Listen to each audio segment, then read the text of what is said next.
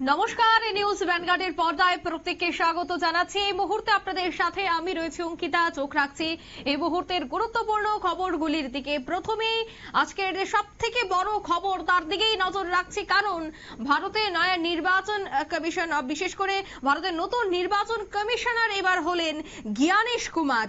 মানা হলো না কংগ্রেসের দাবি, কারণ কংগ্রেসের যে দাবি ছিল সেই দাবি যেন আর মানাই হয়নি, জল্পনাই সত্যি হয়েছে। জ্ঞানেশ কুমার তিনি হয়েছেন নতুন নির্বাচন কমিশনার। 2029-এর জানুয়ারি মাস পর্যন্ত নির্বাচন কমিশনের দায়িত্ব সামলাবেন এই জ্ঞানেশ কুমার। বিস্তারিত জানবো, টেলিফোন লাইনে এই মুহূর্তে যুক্ত হয়ে গেছে প্রতিনিধি সম্রাট চৌধুরী। সম্রাট, কংগ্রেসের দাবি থাকলেও কংগ্রেসের দাবি এক প্রকার মানা হয়নি, সেই জায়গায় দেখা গেছে যার নাম বহুদিন যাবত জল্পনায় কল্পনায় উঠে এসেছিল জ্ঞানেশ কুমার, তিনি এবার ভারতের নতুন নির্বাচন কমিশনার হয়েছেন। ঠিক কি জানতে পারছো এই নতুন নির্বাচন কমিশনারের বিষয় নিয়ে? নিয়োগের যে প্রক্রিয়া, সেই প্রক্রিয়াতে আপত্তি জানিয়ে সুপ্রিম কোর্টে বিচারাধীন একটি মামলাকে বিচারাধীন রেখে এবার কিন্তু আজ থেকে দায়িত্ব নিতে চলছেন নির্বাচন কমিশনের পদে জ্ঞানেশ কুমার।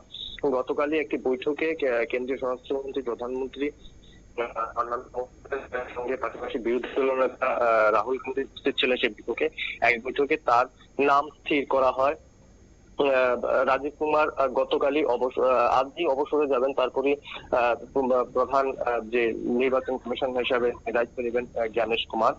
এবং বিষয়টি আজ এক সপ্তাহ আগে থেকেই মোটামুটি সংবাদ মাধ্যমে প্রচার হচ্ছে যে জ্ঞানেশ কুমারই নতুন নির্বাচন কমিশনার হতে চলছেন এবং তার নামই শিলমোহর দিতে চলছে প্রধানমন্ত্রী এবং কেন্দ্রীয় মন্ত্রী অমিত শাহ।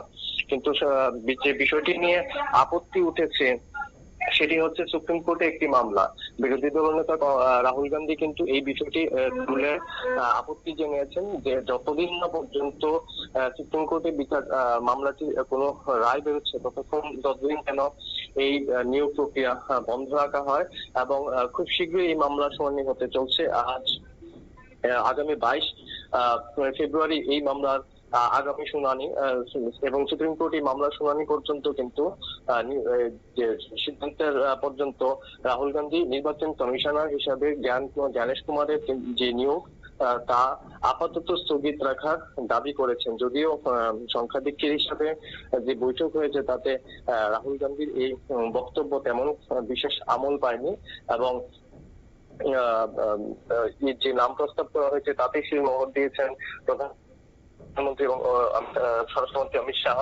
আজ বিষয়টি রাষ্ট্রপতির কাছে তুলে ধরা হবে এবং রাষ্ট্রপতির স্বাক্ষরের পরই কিন্তু জ্ঞানেশ কুমারের নাম ঘোষণা করবে, নতুন নির্বাচন কমিশনার হিসেবে জ্ঞানেশ কুমারের নাম ঘোষণা করা হবে। অঙ্কিতা, একদম। এবং যাকে ইতিমধ্যে নির্বাচন কমিশনার বানানো হয়েছে, তার অভিজ্ঞতা এবং তিনি আগে কোথায় ছিলেন সেই বিষয়টা সম্পর্কে কি এখনো পর্যন্ত কিছু খোলাসা হয়েছে?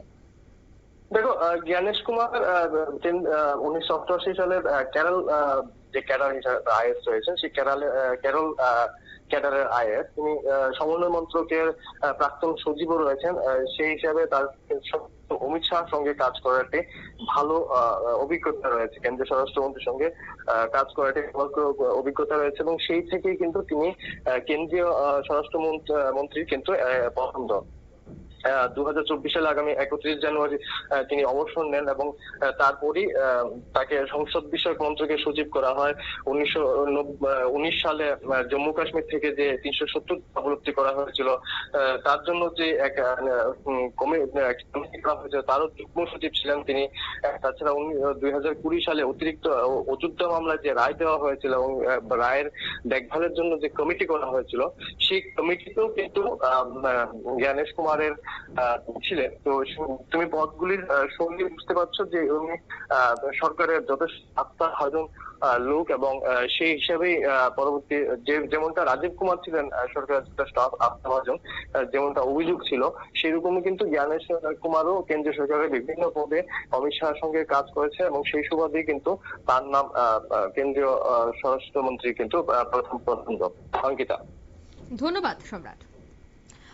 অর্থাৎ ইতিমধ্যেই যে নাম উঠে এসেছে নতুন নির্বাচন কমিশনার হিসেবে, তা হচ্ছে জ্ঞানেশ কুমার।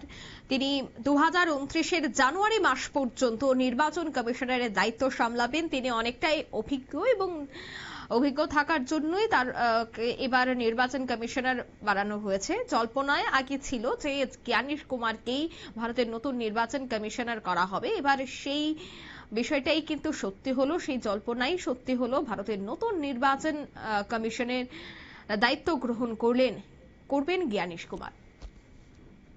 নিয়ে নিচ্ছে এই মুহূর্তে ছোট্ট একটি বিজ্ঞাপন বিরতি, সঙ্গে থাকুন।